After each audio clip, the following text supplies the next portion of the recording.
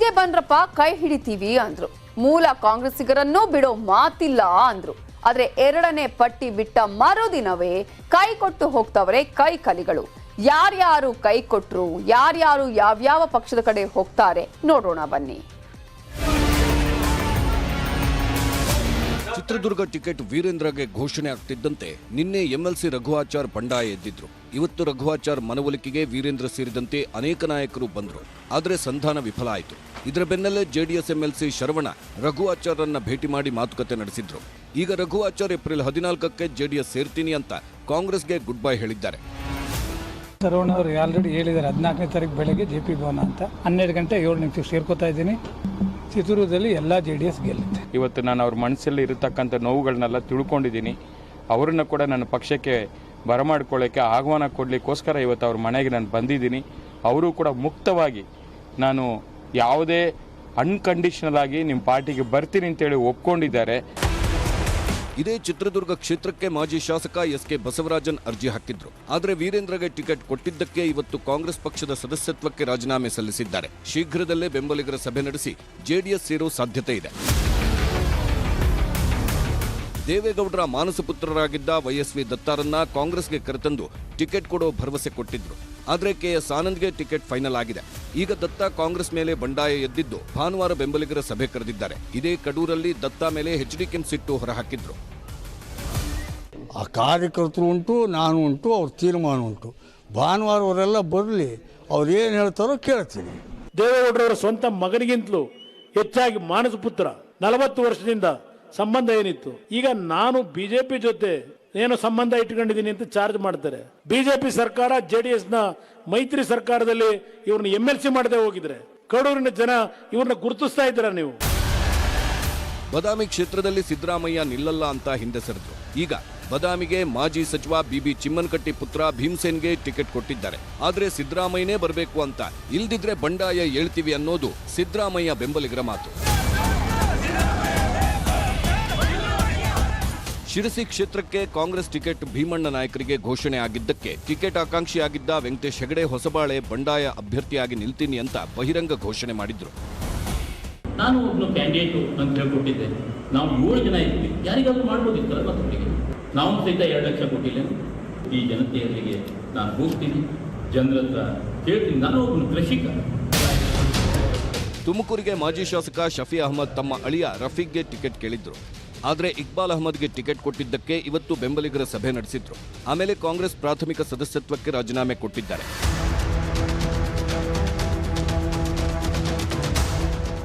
ಹಾನಗಲ್ ಟಿಕೆಟ್ಗೆ ಮಾಜಿ ಶಾಸಕ ಮನೋಹರ್ ತಹಶೀಲ್ದಾರ್ ಅರ್ಜಿ ಹಾಕಿದ್ರು. ಆದರೆ ಹಾಲಿ ಶಾಸಕ ಶ್ರೀನಿವಾಸ್ ಮಾನೆಗೆ ಟಿಕೆಟ್ ಫೈನಲ್ ಆಗಿದೆ. ಹೀಗಾಗಿ ಇವತ್ತು ಕುಮಾರಸ್ವಾಮಿ ನೇತೃತ್ವದಲ್ಲಿ ಮನೋಹರ್ ತಹಶೀಲ್ದಾರ್ JDS ಸೇರಿದ್ರು. ಜೊತೆಗೆ ಕಣ್ಣೀರನ್ನೂ ಹಾಕಿದ್ರು. ನನ್ನ 50 ವರ್ಷದ ಸುದೀರ್ಘ ನನ್ನ ಸೇವೆಯನ್ನ ಅವರು ಗಮನಕ್ಕೆ ತಗೊಳ್ಳೇ ಇಲ್ಲ. ಬಹಳ ದುಃಖದಿಂದ, ಭಾರವಾದ ಮನಸ್ಸಿನಿಂದ, ನೋವಿನಿಂದ ನಾನು ಇವತ್ತು ನಾನು ಈ ಪಕ್ಷಕ್ಕೆ ರಾಜೀನಾಮೆ ಕೊಡ್ತಾ ಇದ್ದೇನೆ.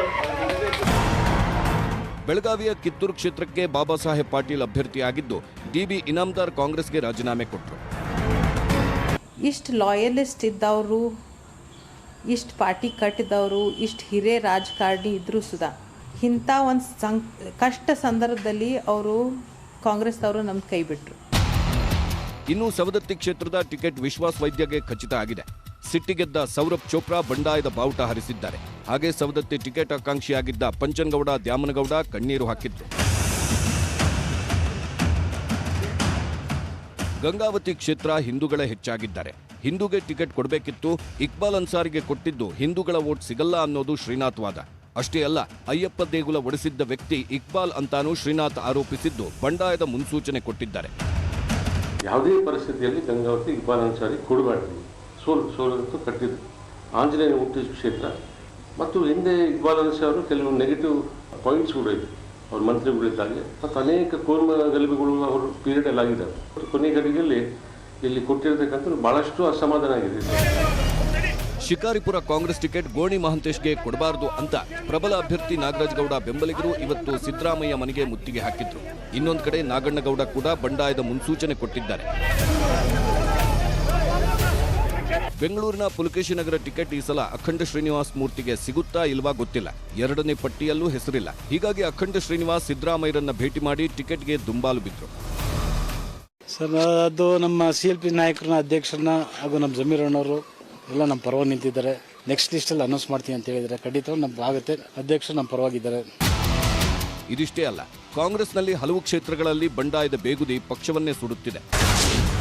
ಗೋಕಾಕ್ನಲ್ಲಿ ಮಹಾಂತೇಶ್ ಕಡಾಡಿಗೆ ಟಿಕೆಟ್ ಕೊಟ್ಟಿದ್ದಕ್ಕೆ ಅಶೋಕ್ ಪೂಜಾರಿ ಬಂಡಾಯ ಎದ್ದಿದ್ದಾರೆ. ಕಲಘಟಗಿ ಟಿಕೆಟ್ ಸಂತೋಷ್ ಲಾಡ್ಗೆ ಕೊಟ್ಟಿದ್ದಕ್ಕೆ ನಾಗರಾಜ್ ಛಬ್ಬಿ ಕಾಂಗ್ರೆಸ್ ಬಿಡುವ ಆಲೋಚನೆ ಮಾಡುತ್ತಿದ್ದಾರೆ. ನರಗುಂದ ಟಿಕೆಟ್ ಯಾವಗಲ್ಗೆ ಫಿಕ್ಸ್ ಆಗಿದೆ. ನಾವೇನು ಪಕ್ಷಕ್ಕೆ ದುಡಿದಿಲ್ವಾ ಅಂತ ಸಂಗಮೇಶ್ ಕೊಳ್ಳಿ ಸಿಟ್ಟಾದ್ರೆ, ಯಾದಗಿರಿಯ ಟಿಕೆಟ್ ಚೆನ್ನಾರೆಡ್ಡಿಗೆ ಕೊಟ್ಟಿದ್ದಕ್ಕೆ ಅನುರಾಧ ಬಂಡಾಯ ಎದ್ದಿದ್ದು ಬಿಜೆಪಿ ಜೆಡಿಎಸ್ ಸೇರೋ ಆಲೋಚನೆ ಮಾಡುತ್ತಿದ್ದಾರೆ. ನಿಪ್ಪಾಣಿ ಟಿಕೆಟ್ ಕಾಕಾ ಸಾಹೇಬ್ ಪಾಲಾಗಿದೆ. ಉತ್ತಮ್ ಪಾಟೀಲ್ ಬಂಡಾಯ ಎದ್ದಿದ್ದಾರೆ. ಬೀಳಗಿಯಲ್ಲಿ JT ಪಾಟೀಲ್ಗೆ ಕಾಂಗ್ರೆಸ್ ಟಿಕೆಟ್ ಸಿಕ್ಕಿದೆ. SR ಪಾಟೀಲ್ ರೊಚ್ಚಿಗೆದ್ದಿದ್ದಾರೆ. ಮುಧೋಳದಲ್ಲಿ RB ತಿಮ್ಮಾಪುರ ವಿರುದ್ಧ ಸತೀಶ್ ಬಂಡಿವಡ್ಡರ್ ಸಿಡಿದೆದ್ದಿದ್ರೆ, ಬಾಗಲಕೋಟೆಗೆ ಮಾಜಿ ಸಚಿವ HY ಮೇಟಿಗೆ ಟಿಕೆಟ್ ಸಿಕ್ಕಿದ್ದು ಡಾಕ್ಟರ್ ದೇವರಾಜ್ ಪಾಟೀಲ್ ಬಂಡಾಯದ ಬಾವುಟ ಹಾರಿಸಿದ್ದಾರೆ. ರಾಜಕಾರಣ ಅಂದ್ರೆ ಫುಟ್ಬಾಲ್ ಅಲ್ಲ, ಚೆಸ್ ಗೇಮ್. ಬಿಜೆಪಿ ಅವರಿಗೆ ಚೆಸ್ ಗೇಮ್ ಮಾಡ್ತಾ ಇದ್ರೆ ನಾವು ಚೆಸ್ ಗೇಮ್ ಅಷ್ಟೇ.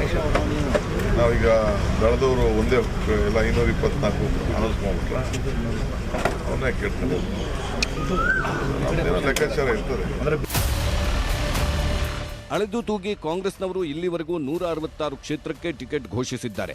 ಬಾಕಿ 58 ಕ್ಷೇತ್ರಗಳಲ್ಲಿ 8 ಕ್ಷೇತ್ರಗಳನ್ನು ಫೈನಲ್ ಮಾಡಿದ್ದು, ಉಳಿದ 50 ಕ್ಷೇತ್ರಗಳ ಟಿಕೆಟ್ ಘೋಷಣೆ ಆದ್ಮೇಲೆ ಕಾಂಗ್ರೆಸ್ನಲ್ಲಿ ಅಸಮಾಧಾನದ ಬೆಂಕಿ ಜೋರಾಗುವುದಂತೂ ಸತ್ಯ. Bureau report, news 18. ಕಾಂಗ್ರೆಸ್ ಕಥೆ ಇದಾದ್ರೆ ಬಿಜೆಪಿಯವರದ್ದು ಇನ್ನೊಂದು ಕಥೆ. ಇನ್ನೂ ಒಂದು ಕ್ಷೇತ್ರಕ್ಕೂ ಟಿಕೆಟ್ ಘೋಷಿಸದ ಬಿಜೆಪಿ ನಾಯಕರು ನಾಳೆಯಿಂದ ದಿಲ್ಲಿಯಲ್ಲಿ ಮೀಟಿಂಗ್ ಮಾಡ್ತಾರೆ. ಆದ್ರೆ ಅಲ್ಲೂ ಬಂಡಾಯದ ಬಿಸಿ ನಾಯಕರ ಮಟ್ಟದಲ್ಲೇ ಆಗ್ತಿರೋದು ಲೇಟೆಸ್ಟ್ ಸುದ್ದಿ.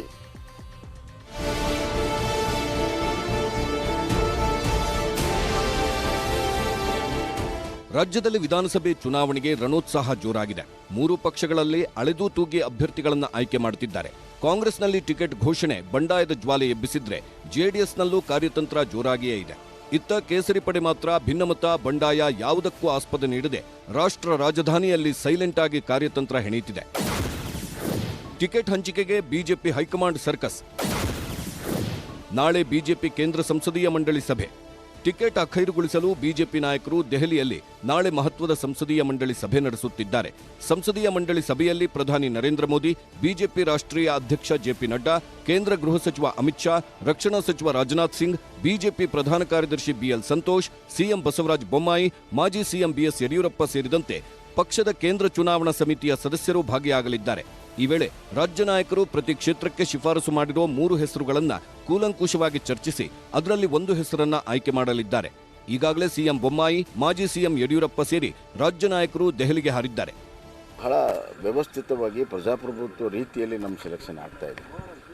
ಹೀಗಾಗಿ ಕೆಳ ಹಂತದ ಕಾರ್ಯಕರ್ತರ ಭಾವನೆ, ಪದಾಧಿಕಾರಿಗಳ ಭಾವನೆ, ಜನರ ಭಾವನೆಯಿಂದ ಹಿಡಿದು ಜಿಲ್ಲಾ ಮತ್ತು ಕೇಂದ್ರದ ಸಮಿತಿಗಳು 4 ದಿವಸ ಕೂತ್ಕೊಂಡು ಸುದೀರ್ಘವಾಗಿ ಚರ್ಚೆ ಮಾಡಿ ಅಂತಿಮವಾಗಿ 3 ಹೆಸರುಗಳನ್ನು ಫೈನಲ್ ಆಗಿದೆ.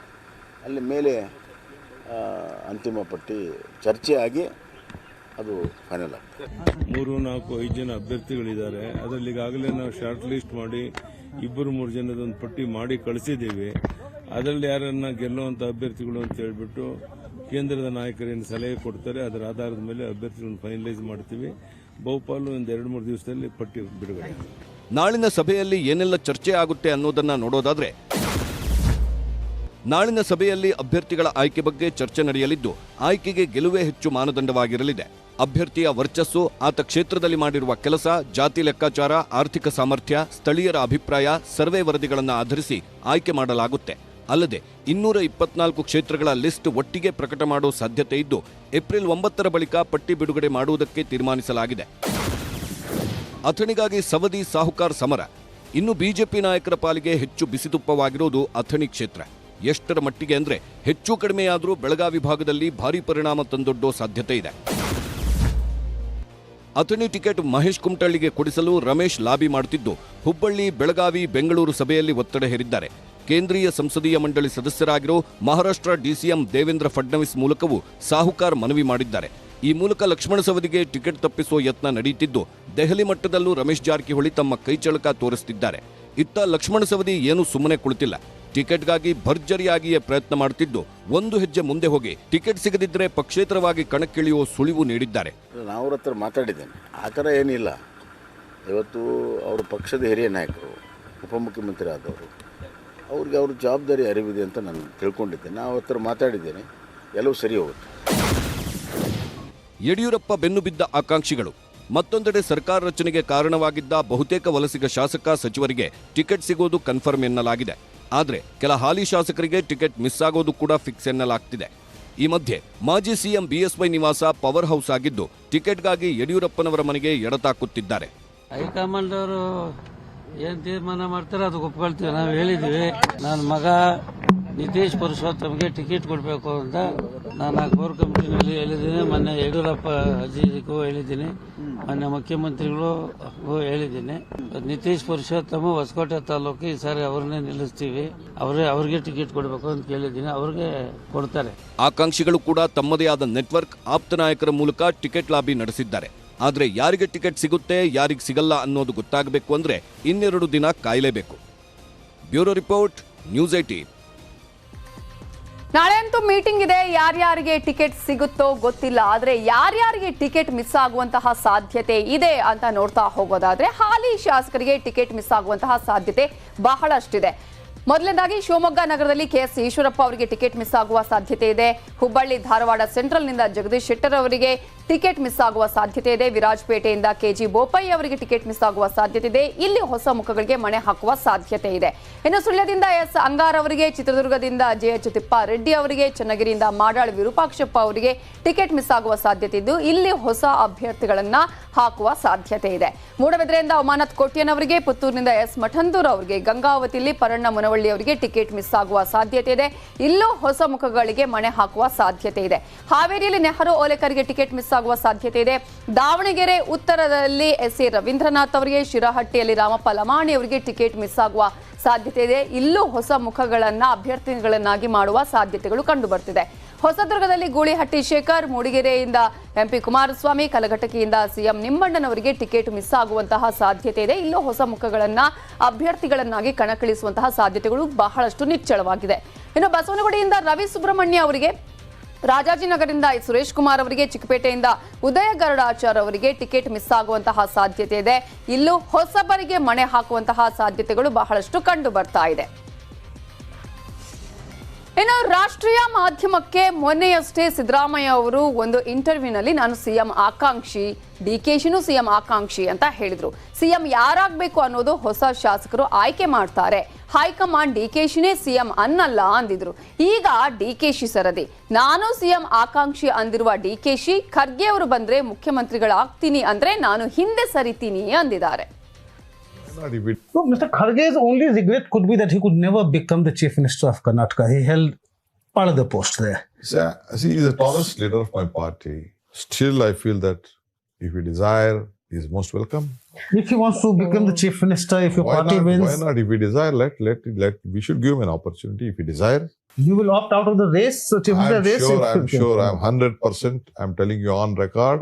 If Mr. Kharge wants to become the Chief Minister, I'll walk out and give a way for him and I'll work with him. Nandini ಉತ್ಪನ್ನಗಳಿಗೆ ರಾಜ್ಯ ಸರ್ಕಾರ ಕೊನೆ ಮೊಳೆ ಹೊಡಿತಾ ಇದೆಯಂತೆ. ಗುಜರಾತ್ನ ಅಮೂಲ್ಗೆ ಮನ್ನಣೆ ಕೊಟ್ಟು ರೈತರಿಗೆ ಅನ್ಯಾಯ ಮಾಡ್ತಿದೆಯಂತೆ. ಕೆಎಂಎಫ್ ಹೆಸರಲ್ಲಿ ಕಾಂಗ್ರೆಸ್ ಹಚ್ಚಿರೋ ಕಿಚ್ಚಿಗೆ ಜೆಡಿಎಸ್ ಕೂಡ ತುಪ್ಪ ಹಾಕಿದೆ. ಕೆಎಂಎಫ್ ಮುಚ್ಚುವ ಹುನ್ನಾರಾನ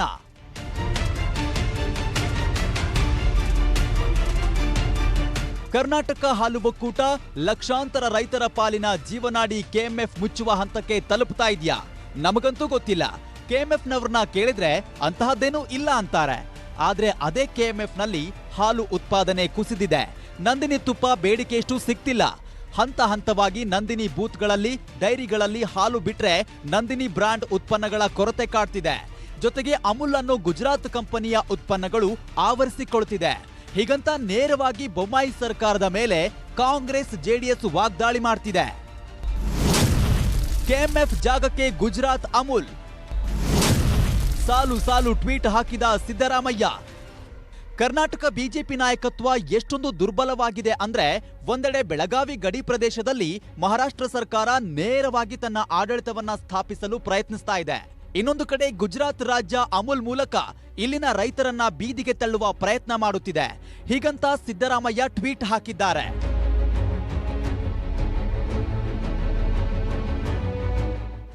ಗುಜರಾತ್ ಮೂಲದ ಅಮೂಲ್ ಹಾಲು ಮತ್ತು ಮೊಸರು ಮಾರಾಟದ ಮೂಲಕ ಕರ್ನಾಟಕದ ಮಾರುಕಟ್ಟೆ ಪ್ರವೇಶಿಸಲು ಹಿಂದೆಯೂ ಪ್ರಯತ್ನಿಸಿತ್ತು. ಅದಕ್ಕೆ ನಾವು ಅವಕಾಶ ಕೊಡ್ಲಿಲ್ಲ. ಈಗ ಬಿಜೆಪಿ ಸರ್ಕಾರ ಕೆಂಪು ಕಂಬಳಿ ಹಾಸಿ ಸ್ವಾಗತಿಸಿದೆ ಅಂತ ಟ್ವೀಟ್ ಹಾಕಿರೋ ಸಿದ್ದರಾಮಯ್ಯ, ರೈತರ ಪಾಲಿನ ಸಂಜೀವಿನಿಯಾಗಿರುವ ನಂದಿನಿಯನ್ನು ಆಪೋಷಣ ತೆಗೆದುಕೊಳ್ಳಲು ಪ್ರಧಾನಿ ನರೇಂದ್ರ ಮೋದಿ ಮತ್ತು ಕೇಂದ್ರ ಸಹಕಾರ ಸಚಿವ ಅಮಿತ್ ಶಾ ಸಂಚು ಹೂಡಿದ್ದಾರೆ.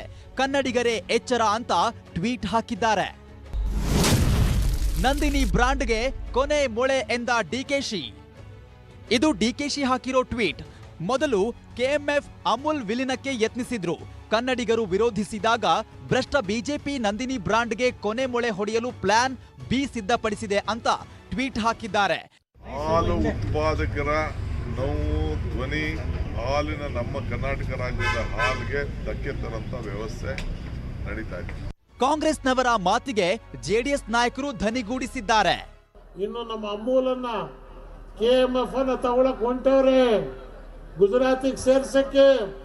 ಈ ವೇದಿಕೆ ಮುಖಾಂತರ ಹೇಳ್ತೀನಿ, ಬೊಮ್ಮಣ್ಣ ಇದಕ್ಕೇನಾದ್ರೂ ಕೈ ಏನಾದ್ರೂ ನೀವು ಹಾಕಿದ್ರೆ ಕರ್ನಾಟಕದಲ್ಲಿ ಹಾಲಿನ ಕ್ರಾಂತಿ ಅಲ್ಲ, ರಕ್ತ ಕ್ರಾಂತಿ ಮಾಡಬೇಕಾಗತ್ತೆ. ನಾವು ಗುಜರಾತಿನ ಮಾರ್ವಾಡಿಗಳಿಗೆ ನಾವು ಮಾರೋದಕ್ಕೆ ತಯಾರಾಗಿಲ್ಲ. ದಿನಕ್ಕೆ 99 ಲಕ್ಷ ಲೀಟರ್ ಹಾಲು ಸಂಗ್ರಹವಾಗಬೇಕಾಗಿದ್ದ ಕಡೆ ಕೇವಲ 71 ಲಕ್ಷ ಲೀಟರ್ ಹಾಲು ಸಂಗ್ರಹವಾಗುತ್ತಿದೆ. 2012-13ರಲ್ಲಿ 45 ಲಕ್ಷ ಲೀಟರ್ ಉತ್ಪಾದನೆಯಾಗುತ್ತಿದ್ದ ಹಾಲಿನ ಪ್ರಮಾಣ 2017ರ ವೇಳೆಗೆ 73 ಲಕ್ಷ ಲೀಟರ್ಗೆ ಏರಿಕೆಯಾಗಿತ್ತು. 2022ರವರೆಗೂ 90 ಲಕ್ಷ ಲೀಟರ್ ಪ್ರತಿದಿನ ಉತ್ಪಾದನೆ ಆಗ್ತಿತ್ತು. ಈಗ ಮತ್ತೆ 71 ಲಕ್ಷಕ್ಕೆ ತಲುಪಿದೆ. ಸಹಾಯ ಧನವೂ ಕಡಿಮೆ ಆಗಿದೆ. ಇದಕ್ಕೆಲ್ಲ ಬೊಮ್ಮಾಯಿಯವರೇ ಸ್ಪಷ್ಟನೆ ಕೊಡಬೇಕು. Bureau report, news 18. ರಾಜ್ಯ ರಾಜಕೀಯದಲ್ಲಿ ಇವತ್ತು ಯಾವ್ಯಾವ ಜಿಲ್ಲೆಗಳಲ್ಲಿ ಯಾವ್ಯಾವ ಕ್ಷೇತ್ರಗಳಲ್ಲಿ ಏನೆಲ್ಲ ಪಾಲಿಟಿಕ್ಸ್ ನಡೆಯಿತು ನೋಡೋಣ ಇವತ್ತಿನ ಚುನಾವಣಾ ಚದುರಂಗದಲ್ಲಿ.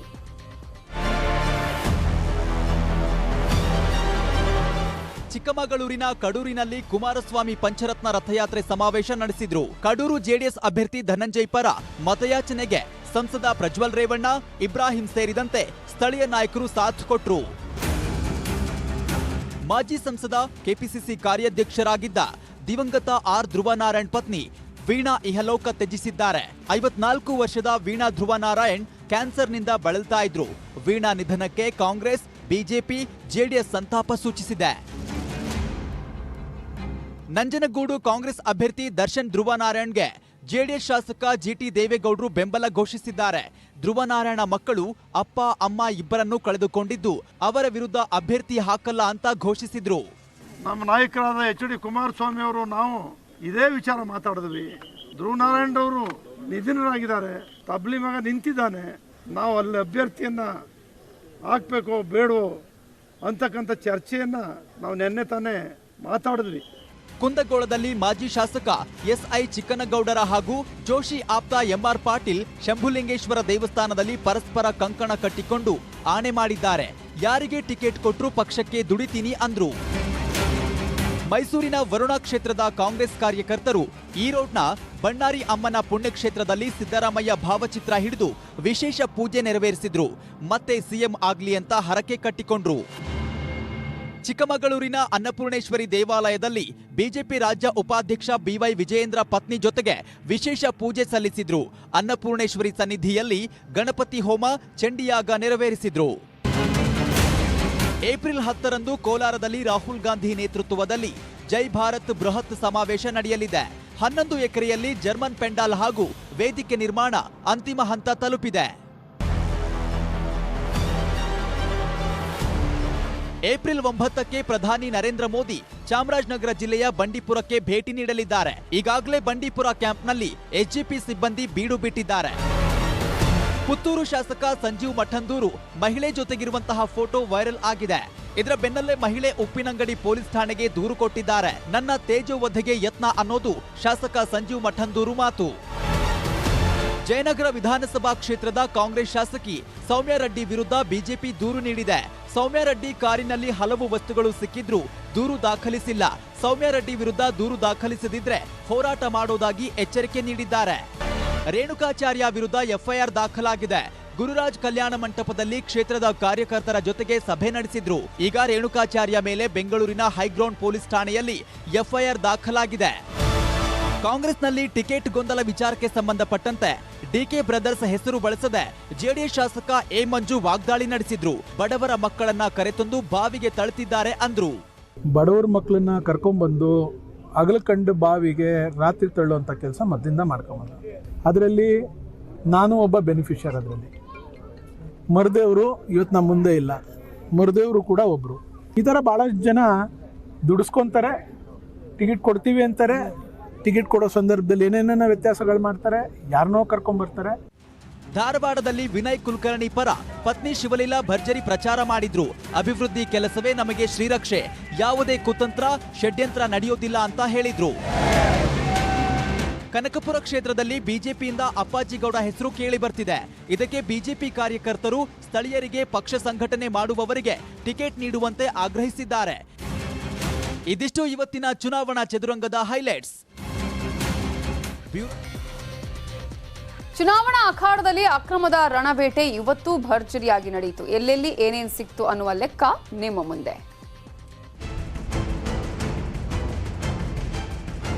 ಚಿಕ್ಕಬಳ್ಳಾಪುರದ ಬಾಗೇಪಲ್ಲಿ ಚೆಕ್ ಪೋಸ್ಟ್ನಲ್ಲಿ ಆಂಧ್ರದಿಂದ ಬೆಂಗಳೂರಿಗೆ ಸಾಗಿಸ್ತಾ ಇದ್ದ 5 ಕೆಜಿ 585 ಗ್ರಾಂ ತೂಕದ ಚಿನ್ನವನ್ನ ಚುನಾವಣಾ ಅಧಿಕಾರಿಗಳು ಸೀಸ್ ಮಾಡಿದ್ದಾರೆ. ಇದರ ಮೌಲ್ಯ 2.5 ಕೋಟಿ ಅಂತ ಅಂದಾಜಿಸಲಾಗಿದ್ದು ಪ್ರಕರಣ ದಾಖಲಿಸಿದ್ದಾರೆ. ಬೀದರ್ನ ಔರಾ ತಾಲೂಕಿನ ವನಮಾರಪಳ್ಳಿ ಚೆಕ್ಪೋಸ್ಟ್ ಬಳಿ 1 ಕೋಟಿ ಮೌಲ್ಯದ 142 ಕೆಜಿ ಬೆಳ್ಳಿಯ ಕಾಲು ಚೈನ್ ವಶಕ್ಕೆ ಪಡೆಯಲಾಗಿದೆ. ಬೆಳ್ಳಿಯ ಕಾಲ್ ಚೈನ್ ಸಾಗಿಸ್ತಾ ಇದ್ದ ಅನಿಲ್, ಗಜಾನನ, ರಾಹುಲ್ ಮೇಲೆ ಎಫ್ಐಆರ್ ದಾಖಲಿಸಲಾಗಿದೆ. ಚಿಕ್ಕಮಗಳೂರಿನ ದೇವರಹಳ್ಳಿ ಬಳಿ 9 ಲಕ್ಷ ಮೌಲ್ಯದ 6,250 ಲೀಟರ್ ಬಿಯರ್ ಬಾಟಲ್ ಸೀಸ್ ಮಾಡಿದ್ದಾರೆ. ಕೊಪ್ಪ ತಾಲೂಕಿನ ಗಡಿಕಲ್ ಚೆಕ್ ಪೋಸ್ಟ್ನಲ್ಲಿ ದಾಖಲೆ ಇಲ್ಲದ 2,50,000 ಮೌಲ್ಯದ ಜೀನ್ಸ್ ಪ್ಯಾಂಟ್ ಅನ್ನು ವಶಕ್ಕೆ ಪಡೆಯಲಾಗಿದೆ. ದಾವಣಗೆರೆಯ ಹೆಬ್ಬಾಳ ಟೋಲ್ ಬಳಿ 66 ಕೆಜಿ ಬೆಳ್ಳಿ ಬಟ್ಟಲುಗಳು ಪತ್ತೆಯಾಗಿವೆ. ಬಿಎಂಡಬ್ಲ್ಯೂ ಕಾರ್ನಲ್ಲಿ ದಾಖಲೆ ಇಲ್ಲದೆ ಬೆಳ್ಳಿ ಸಾಗಿಸಲಾಗ್ತಾ ಇದ್ದ ಒಟ್ಟು 39 ಲಕ್ಷ ಮೌಲ್ಯದ ಬೆಳ್ಳಿಯನ್ನ ಚುನಾವಣಾ ಅಧಿಕಾರಿ ಡಾಕ್ಟರ್ ಅಶ್ವಥ್ ವಶಕ್ಕೆ ಪಡೆದಿದ್ದಾರೆ. ಹೆಬ್ಬಗೋಡಿ ಪೊಲೀಸರು ಕಾರ್ಯಾಚರಣೆ ನಡೆಸಿ ಎಟಿಎಂಗೆ ಹಣ ತುಂಬುವ 3 ವಾಹನ ಸೀಸ್ ಮಾಡಿದ್ದಾರೆ. ಎಟಿಎಂ ವಾಹನದಲ್ಲಿದ್ದ ಹಣಕ್ಕೂ ದಾಖಲೆಗೂ ವ್ಯತ್ಯಾಸವಿತ್ತು. ಹೀಗಾಗಿ ರೈಟರ್ಸ್ ಕಂಪನಿಯ KA01AM 4854 ವಾಹನವನ್ನು ವಶಕ್ಕೆ ಪಡೆಯಲಾಗಿದೆ. ಕಲಬುರಗಿಯ ಅಫ್ಜಲ್ಪುರ ತಾಲೂಕಿನ ಸೊನ್ನಾ ಚೆಕ್ಪೋಸ್ಟ್ನಲ್ಲಿ ದಾಖಲೆ ಇಲ್ಲದ 3,02,000 ನಗದನ್ನು ವಶಪಡಿಸಿಕೊಳ್ಳಲಾಗಿದೆ. ಶ್ರೀಕಾಂತ್ ಎಂಬಾತ ಬೈಕಲ್ಲಿ ಹಣ ತಗೊಂಡು ಹೋಗ್ತಿದ್ದಾಗ ಜಪ್ತಿ ಮಾಡಲಾಗಿದೆ. ಚುನಾವಣೆ ಸಮೀಪಿಸುತ್ತಿದ್ದಂತೆ ಎಲ್ಲೆಡೆ ನೀತಿ ಸಂಹಿತೆ ಜಾರಿಯಾಗಿದ್ದು ತಪಾಸಣಾ ಕಾರ್ಯ ನಡೆಯುತ್ತಿದೆ. ಜೇವರ್ಗಿ ಬಿ ಗ್ರಾಮದಲ್ಲಿ ಜಗದ್ಗುರುಗಳ ಅಡ್ಡಪಲ್ಲಕ್ಕಿ ಉತ್ಸವಕ್ಕೆ ಶಾಸಕ ಎಂವೈ ಪಾಟೀಲ್ ತೆರಳುತ್ತಾ ಇದ್ರು. ಈ ವೇಳೆ ಶಾಸಕರು ಚೆಕ್ಪೋಸ್ಟ್ನಲ್ಲಿ ಕಾರು ತಪಾಸಣೆಗೆ ಸಹಕರಿಸಿಲ್ಲ ಎನ್ನಲಾಗಿದೆ. Bureau report, news 18. ಯಾದಗಿರಿ ಜಿಲ್ಲೆಯ ಸುರಪುರ ಕ್ಷೇತ್ರದ ಕೊಡೇಕಲ್ ಗ್ರಾಮದಲ್ಲಿ ಬಿಜೆಪಿ ಕಾಂಗ್ರೆಸ್ ಕಾರ್ಯಕರ್ತರ ನಡುವೆ ಗಲಾಟೆಯಾಗಿದೆ. 4 ಪ್ರತ್ಯೇಕ ಪ್ರಕರಣ ದಾಖಲಾಗಿದ್ದು ರಾಜಕೀಯ ವೈಷಮ್ಯಕ್ಕೆ 10ಕ್ಕೂ ಹೆಚ್ಚು ಜನರಿಗೆ ಗಾಯವಾಗಿದೆ. ಬಿಜೆಪಿ ಶಾಸಕ ರಾಜುಗೌಡ ಹಾಗೂ ಕಾಂಗ್ರೆಸ್ ಅಭ್ಯರ್ಥಿ ರಾಜಾ ವೆಂಕಟಪ್ಪ ನಾಯಕ್ ವಿರುದ್ಧ ಎಫ್ಐಆರ್ ಆಗಿದೆ. ಮುಂಜಾಗ್ರತಾ ಕ್ರಮವಾಗಿ ಸುರಪುರ ಕ್ಷೇತ್ರದಾದ್ಯಂತ ನಾಳೆ ರಾತ್ರಿ 8 ಗಂಟೆವರೆಗೂ ನಿಷೇಧಾಜ್ಞೆ ಜಾರಿ ಮಾಡಲಾಗಿದೆ. ಇದರ ಮಧ್ಯೆ ಕಾಂಗ್ರೆಸ್ ಅಭ್ಯರ್ಥಿ ರಾಜಾ ವೆಂಕಟಪ್ಪ ನಾಯಕ್ ಶಾಸಕ ರಾಜುಗೌಡ ನೀನಾ ನಾನಾ ಅಂತ ಬೇರೆ ಬೇರೆ ಸ್ಟೇಟ್ಮೆಂಟ್ ಕೊಟ್ಟರು.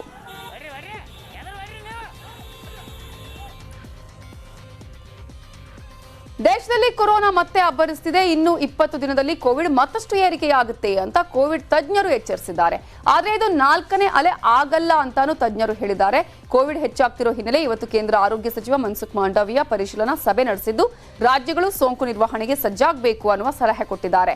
ಅಲ್ಲದೆ ನಾಳೆ ನಾಡಿದ್ದು ಎಲ್ಲಾ ರಾಜ್ಯಗಳ ಆರೋಗ್ಯ ಸಚಿವರು ಜಿಲ್ಲಾಡಳಿತ ಮತ್ತು ಆರೋಗ್ಯ ಅಧಿಕಾರಿಗಳ ಜೊತೆ ಸಭೆ ನಡೆಸಲು ಸೂಚಿಸಿದ್ದಾರೆ. ಏಪ್ರಿಲ್ 10-11ರಂದು ಎಲ್ಲಾ ಆಸ್ಪತ್ರೆಗಳ ಮೂಲಕ ಸೌಕರ್ಯಗಳ ಸಿದ್ಧತೆ ಪರಿಶೀಲನೆಗೆ ಅಣಕು ಪ್ರದರ್ಶನ ನಡೆಸಬೇಕು ಅಂತ ಹೇಳಿದ್ದಾರೆ.